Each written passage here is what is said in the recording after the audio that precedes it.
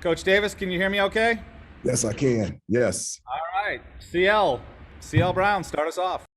Hi, Hubert. I was wondering if you could take us back to the end of last season in the post-game Wisconsin locker room. That's something a couple of the guys talked about, your speech to them after that game, after that loss. If you wouldn't mind, could you kind of give me insight into how you were framing this season upcoming, and I'm assuming too that is before you felt like you were going to be the head coach. Well, I was very upset. I was Recording in progress. hello. Go ahead, Hubert. Keep going. Okay, there's a huge echo, and okay, I've got it now. Sorry about that, CL. No, after the Wisconsin game, I was upset and I was frustrated. And at the end of the season, Coach Williams always gives us as assistants a little bit of time to be able to speak if we have anything on our mind. For 8 years as an assistant, when coaches asked me at the end of the season, did I have anything that I wanted to say to the team, I had always said no. So this was the first time, CL, that I actually said yes. And I wanted to let them know that this wasn't Carolina. It wasn't Carolina to lose in the first round of the NCAA tournament. It wasn't Carolina to lose in that fashion, in that I wanted guys that were committed to being a part of this program, being a part of this team, and achieving all the team goals that we've always wanted to achieve every year. And I gave an opening to every guy on there. If they weren't locked in, if they didn't have both feet in, if they didn't unpack their bags and give this program everything that they had, then they needed to leave. They needed to transfer. I wanted guys fully committed. I wanted guys that wanted to be here and wanted to be a part of this program and this history. And I was clear and definitive in what I wanted to communicate to them after that Wisconsin game. And as a follow for this official, regular season opening, is there anything special planned? Like, is your uncle possibly coming to the game? Like, will there not you have anything planned, but just in terms of the support, that you have from family and friends, is this going to be a bigger deal than just a regular open? Not at all. And it's going to be the people that have been there throughout my entire life. One of the things that I've always said is, as a player, the first thing that I did running out of the tunnel, whether I was in high school, college, in the NBA, I was always looking for my dad. I just wanted to catch eyes with him. And it was great to have that feeling of knowing that irregardless of whatever happened in the game, I had somebody on my side. And so he'll be at the game, but he's always been there for me. He's been there as a player. He's been there as a coach. He's been there as a dad. And obviously my family will be there. My oldest son, Elijah, is coming back from college. And so he's going to come there. So it's just regular family that have been there my entire life. Nothing else is different. Aaron Beard. Hey, Hubert. I was struck by what you said last week about when Andrew Jones was asking you about if you were comfortable or coaches aren't comfortable. You said, "Oh, I'm very comfortable." Is there any special, thing about the emotions you think you're going to feel tomorrow night with actually having the first regular season game, or you've sounded at ease with this whole thing?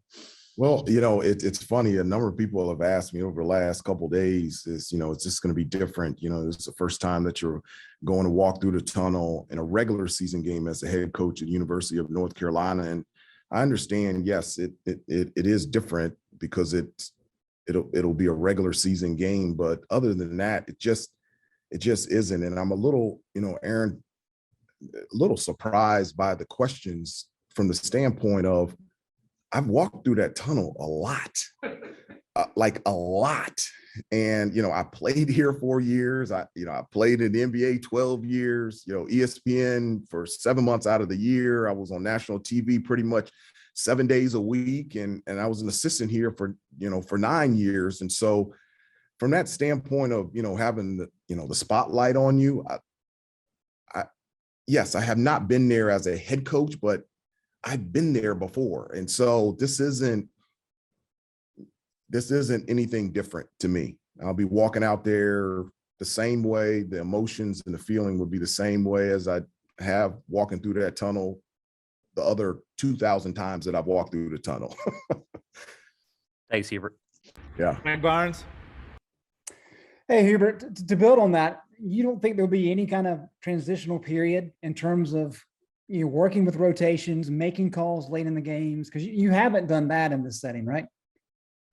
Not as a head coach, no. And, but, obviously it's on a much lesser scale, but, for 7 years, I was, the head coach of the JV program that we have here. So I've been in situations where you have to make decisions. And again, I played basketball my entire life. So I've been out there. And so I know basketball, I know Carolina basketball. And so, yes, this will be the first time as the head coach during the regular season. But again, I've had a lot of experiences, whether it be on the court or on the bench, that I can pull from to help me make decisions during a game. Steve, if I can follow up. Yeah, go ahead, Greg. I was listening to your retelling of the story last week, Hubert, of when Roy first approached you about wanting you to take the job. I'm just curious, as you and your wife had that conversation and you and your family, how does that conversation go? I mean, is it like weighing pros and cons, or is it pretty much known that, yeah, I'm going to take this job? Well, the first thing that we did is we just prayed about it. We wanted to have a peace of mind of where we felt like Christ, wanted us to go. We knew that this was a door that was opened by him, and we just wanted to be obedient, and the door that was opened by him. And, I will say there is one adjustment. This is the first time that I've ever had a job where my wife is in the spotlight as well. The other times it's always been me. And so, going around town, they'll call her the first lady, and that's different for her. It's an adjustment for her because she has always been my best friend since we met in high school.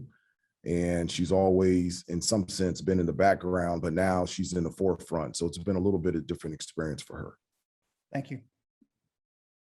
Andrew Jones.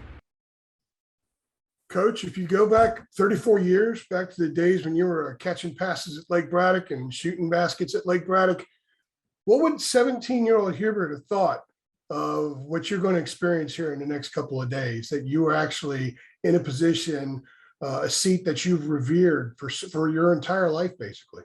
Yeah, I've explained this before. Other than wanting to play here at North Carolina and be a part of this program and also get my education here, that's pretty much the only forward thinking that I've ever done in my entire life. At a young age, I knew that this is where I wanted to go and this is what I wanted to do in terms of being a part of this program. When I was at Carolina, I never thought about going to the NBA. It just wasn't on my mind. My focus was on being the best that I could be at Carolina, and wherever that led me, then that would happen. When I was in the NBA, I never thought about, after I finished playing, I would love to have a career as an analyst on ESPN. I just never thought about it. And from ESPN to being an assistant coach and assistant coach to a head coach. And so from that standpoint, I've never planned or thought about it. So, what would I be thinking at 17 years old? I would be thinking at 17 years old, when I was 155 pounds at Lake Braddock High School, that I would never have started and played at Carolina. I would never play 12 years in the NBA. For somebody, when in elementary school and in middle school, I was in speech therapy class because I had trouble with my pronunciation, I would have never thought that I would have been on ESPN for 7 years. And I would have never thought that I would have been able to come back as an assistant coach and now the head coach of North Carolina. So at 17 years old, there's not much that I would have thought about that has happened in my life, which is the cool thing. That's a really, really cool thing. And if you don't mind me asking a quick follow-up, and if you could share with us, what was your dad's reaction when you told him that Roy wanted you to take the job? He was he was shocked. He was excited. He was scared. He was supportive. Whatever emotion that you can think of, that's what my father felt. Really, when it really hit home for him is when he came to the first official practice this year. And he just was blown away. He, after practice, and then he sent me a text as soon as he got back home to Washington, D.C. And he says, I just would have never imagined, I would have never believed that this could have happened. And the only other time that he said that is when I was playing in the NBA, and it was our second preseason game. The first preseason game that we played is against the San Antonio Spurs in Albany, New York. He wasn't there. And so the next day we played at home against the Dallas Mavericks, and he was in the front row watching me play in the NBA. And that's the only other time that my dad said, I never would have imagined, I never would have dreamed that I would be experiencing watching you go through this. And it was a lot of fun just talking about that. Thank you. I appreciate that. Michael Coe. Hey, Coach. So going back to something that both you and Armando said following the exhibition about not really having a starting lineup, how soon before the game do you actually set the 5 starters for the game? Because I know Armando said it was based on defensive grades by position group. Yeah, it is. I mean, I know who I'm going to start tomorrow night. And it is one of the things that when I was at Carolina, the starting lineup was all dependent, obviously, on positions, but it was dependent on how you graded out defensively. And I really love that. I love that Coach Smith, even though that I could shoot the ball pretty well, for myself personally, he held me accountable on being able to do well on a defensive end as well. And that's what I want to do with these guys. It's not okay to score 30 points, but allow your guy to score 40. You're going to have to play on both ends of the floor. And I want our guys to be locked in and for us to be the best defensive team that we can be.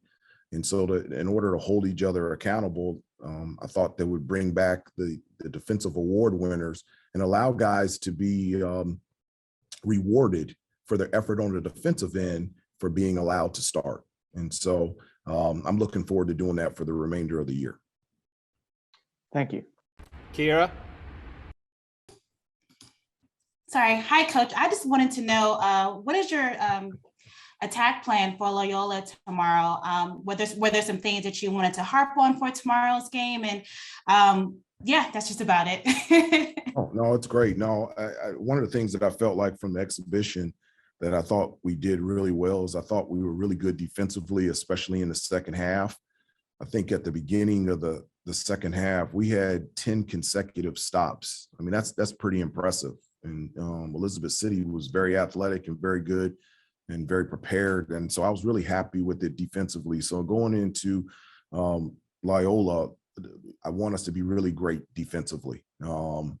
That's an area that I feel like that we can be consistent every day. Shots go in, and sometimes we make them, sometimes we miss. But one of the things consistently is for us to be great on the defensive end. And I really think that we can get some stuff in transition. Because of our defense in Elizabeth City allowed us to get out in transition. And one of the things that I consistently talk to the guys is about, we want to sprint to offense, but it's our pace. That's our pace. We want to be the fastest team in the country, our pace. And a lot of times our defense leads into our pace, and that gives us good offense. And as you can see, we've got tremendous versatility on the offensive end amongst our bigs and also our guards as well. Thank you. Yeah. Okay, Coach Davis, we are done with you. Thank you very much. We'll get Armando in here shortly. Okay. All right. We're done with you.